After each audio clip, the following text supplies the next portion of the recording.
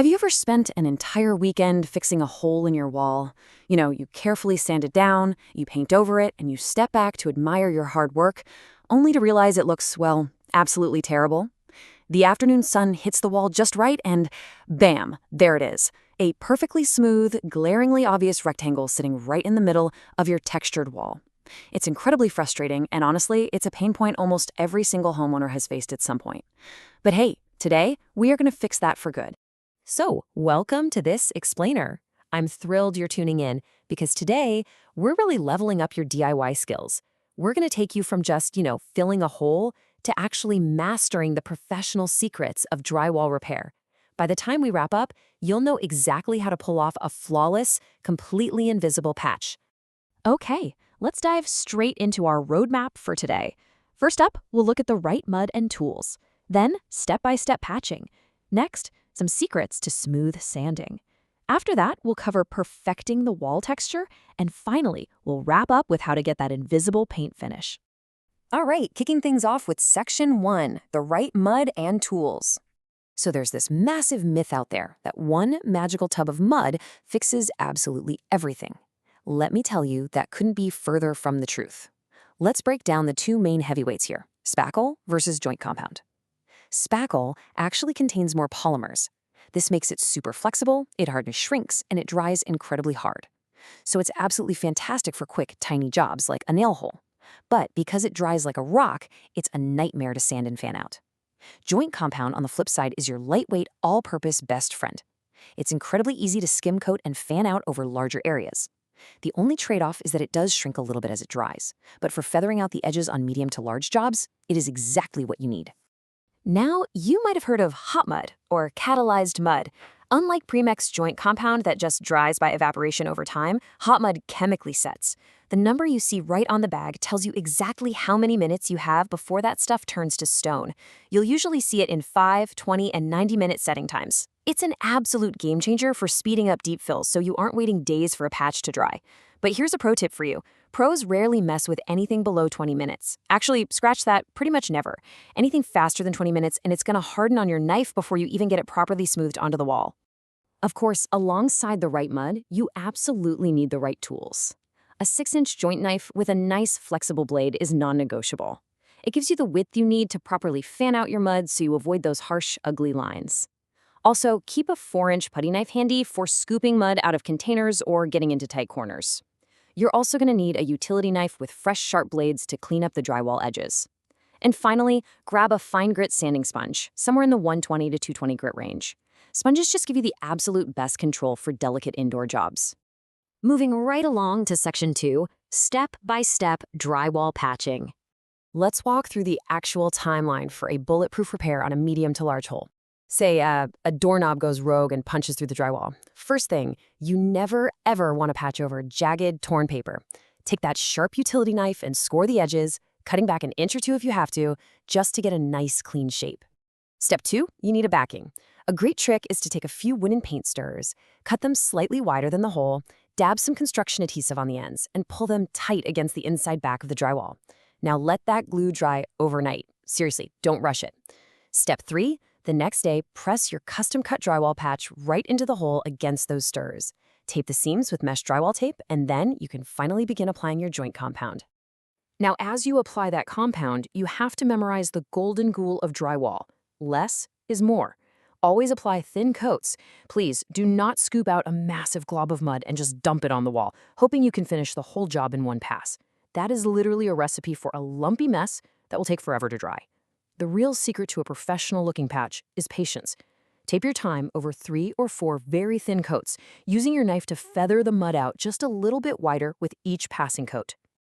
All right, Section 3, secrets to smooth sanding. Once your final coat of mud is 100% dry, we arrive at the part everyone dreads, right? Sanding. It is notoriously dusty, it's chalky, it's just messy. But for dust management, you actually have options. Manual pole sanders are super affordable, and they work great. But yeah, they will coat your entire room in a layer of white dust. If you upgrade to tools with wider heads, like the Tremex Black Widow or Web Spinner, it gives you way better coverage and just gets the job done faster.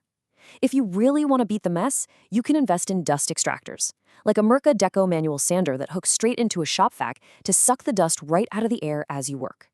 But listen closely to this. No matter what fancy, high-tech vacuum extractor you use, you are always going to come back to a manual sanding sponge at the very end. Grab your sponge, bring in a really bright light source, and manually fine-tune those feathered edges using a light circular motion until you literally cannot feel where the patch ends and the original wall begins. Down to section 4, perfecting the wall texture. Okay, pay attention, because this is the most crucial and, ironically, the most frequently skipped step that absolutely ruins DIY patches. It's forgetting that your wall isn't actually flat. You've just created a beautifully sanded, totally flat patch, but the rest of your wall has texture. Now, think about the science of these materials for a second. Raw joint compound is incredibly thirsty. A huge critical mistake homeowners make is buying a can of aerosol wall texture and spraying it directly onto that bare, sanded mud. If you do this, the raw mud will instantly suck all the moisture right out of the spray texture. It causes it to flash, dry completely unevenly, and it just won't bond right. To put it into perspective, think of it this way. Imagine you have a slick glass window right next to a dry sponge. You take some paint, and it hits the sponge. What happens? It just soaks in and looks terrible. That perfectly describes what happens when you put wet texture or paint onto a dry, porous drywall patch versus the sealed, previously painted wall around it. Priming your flat, porous patch with a PVA primer, something like Garter's or Zinsser Bullseye 123, before you apply any texture is absolutely 100% non-negotiable. It seals the surface so the texture behaves exactly how it's supposed to. Once that primer is dry, you have to match your wall's specific texture. Most homes in the US feature either orange peel, which has these fine, random little bumps, or they have knockdown. Knockdown is essentially a texture created by spraying that orange peel, letting it sit and tack up for about 10 to 20 minutes until it loses its wet shine, and then gently dragging a wide knife flat across the surface. This flattens those little peaks into plateaus. Whichever texture you have, buy the right aerosol can. But wait, do not spray the wall yet. Always practice your spray distance and nozzle settings on a scrap piece of cardboard first. Distance changes everything here. Spraying closer gives you bigger blobs, and pulling back gives a finer mist. Dial in that bump size perfectly on the cardboard, and only then apply it to your primed patch, feathering it out nicely into the surrounding wall. And finally, section 5, the invisible paint finish. Okay, so you've patched it, you've primed it, you've textured it, and you've even primed the new texture. Now for the ultimate payoff layer, feathering the paint. When you apply paint over your beautifully textured repair, use your brush or your roller to drag the paint out and over the existing wall paint, but do it without reloading the brush. This essentially spreads the new paint thinner and thinner as you move away from the patch. It beautifully blends the edges and expertly disguises any minor difference in thickness between your new repair and the old wall. But listen, there is one final heartbreaking trap you've got to avoid. Even if you have pulled off a truly flawless texture match, if you only paint the small patch area, you are going to get the dreaded halo effect. Over time, wall paint oxidizes, it dulls down. So fresh paint sitting right next to it will always reflect light differently. It's glossier. To the human eye, this sheen mismatch looks just like a giant glowing ring around your repair. The only true fix to guarantee a completely invisible finish, you have to roll the entire wall from corner to corner in one continuous session. And make sure you're using the exact same sheen, whether that's matte, eggshell, or satin, as the original wall. So, there you have it. You're no longer just filling holes. You are rebuilding the wall exactly the way the professionals do it.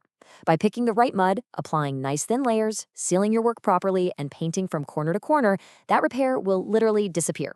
So the only question left for us today is, now that you possess the exact blueprint for an invisible patch, which glaring wall blemish in your house are you finally going to erase this weekend? Get your tools ready, take your time, and enjoy the incredible satisfaction of a flawless finish.